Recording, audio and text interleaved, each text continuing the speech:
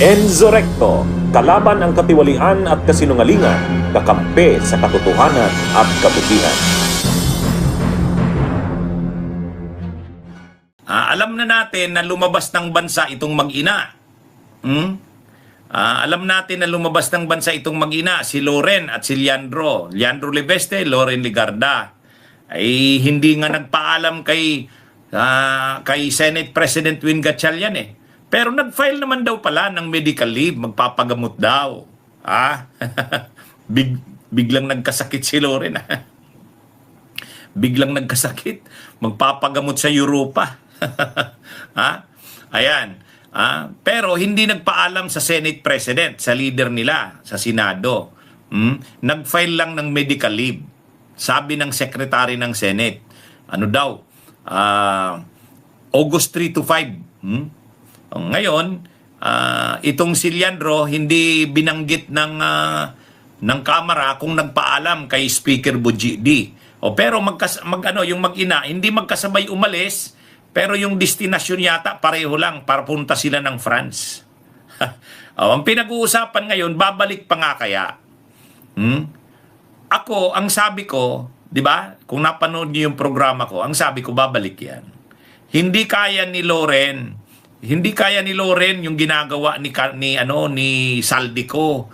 Hindi kaya ni Loren yung ginagawa ni Bato na nagtatago. Hindi niya kaya yung ginagawa ni Harry Roque. Hindi niya kaya yan, di ba? Sabi ko, nang nag-discuss ako niyan, tingin ko babalik yan. Nag-aano lang yan, nai-stress ng masyado, gusto munang lumayo sa Pilipinas, mag-iisip-isip ng mga pinagdaanan nilang mag-ina, nangyari sa kanila, magmamap out ng kanilang susunod na mga gagawin. Pag-iisipan nila ng maigi. Kasi yung pinagagawa nila, nagkalitsi-litsi sila eh. Si Loren kasi kasama siya dati nila Soto, nila Lacson, okay na eh. Tahimik ang buhay niya, maayos yung mga pinaglalaban niya, magkasama niya si Risa Hontiveros, si Mig Subiri, ay bigla siyang sumama kila Cayetano Alan eh. Bigla siyang sumama kila Amy Marcos, kila Marcoleta, doon, nagkalitsi-litsi na siya. Ganon din itong si Leandro. Nagninegosyo siya, tapos naging kongresista ng Batangas, tapos biglang sumama na naman dito sa mga Duterte. Sumama siya kila Chavit, kila Eric Celes, kila Jing Paras, kila Marcoleta, kila Mike Defensor. Yun, nagkalitsi-litsi na naman. Kaya ano yan. So ngayon, nandun sila sa Europa, sa tingin natin, babalik yan. Babalik yan. Diba sabi ko, babalik yan. Hindi kaya ni Loren yung magtago. Hindi niya kaya yan. Ganon din ang tingin ni Ombudsman Boying Rimulya. Sabi ni Ombudsman Boying Rimulya sa press ko, yun ba tatakasan talaga nila? I don't think, sabi niya. Tatakas sila. Babalik yan. Naniniwala kami na babalik. Baka gusto nilang umuwi na lang nakapusas pag hindi sila bumalik, di ba? Yan. Yung ba tatakasan talaga nila? I don't think tatakas sila. Babalik yan. Babalik yan. Naniniwala kami babalik. Thank you, sir. Baka gusto nilang umuwi na nakapusas pag hindi sila bumalik, di ba? Kaya, ito mga kabunyog, mga kabayan, yung aking tingin na babalik yan, ganon din ang tingin ni Ombudsman Boying.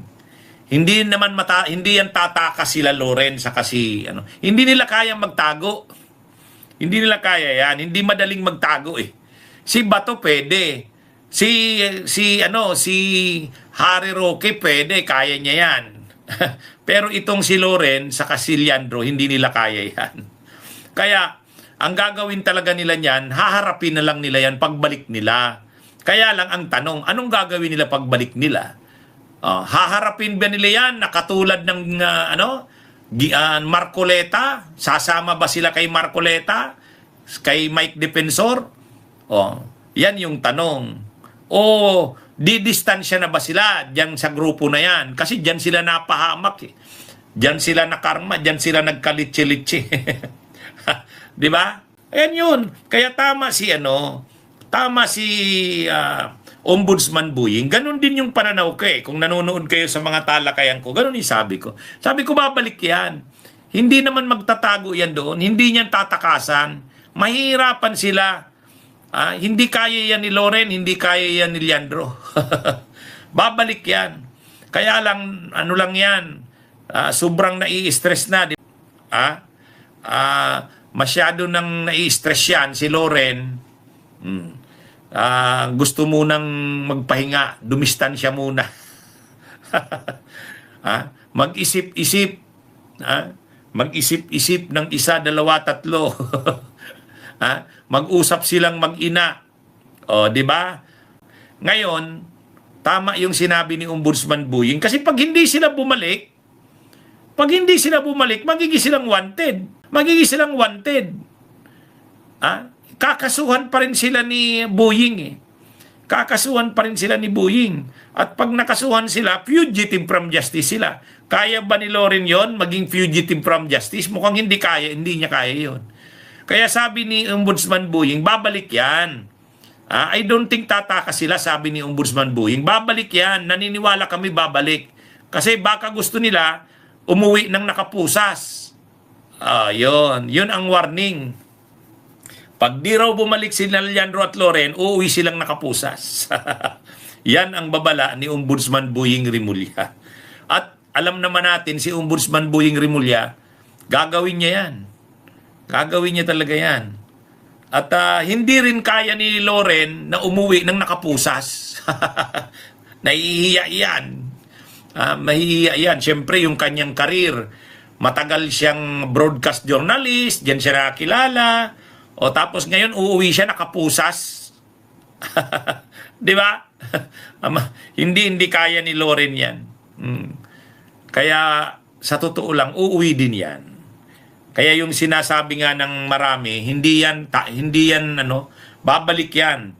Tama yung sinasabi na yan ni Ombudsman. Ganun din ang pananaw ko, babalik yan. Hindi niya kaya yan. Okay, mga kabunyog, mga kabayan, magandang araw sa inyong lahat. Bunyog, bunyog, halikan na kasama ka. Bunyog, kapag buklod ay may pag-asa. Luzon, Visayas, Mindanao, isa ang pananaw.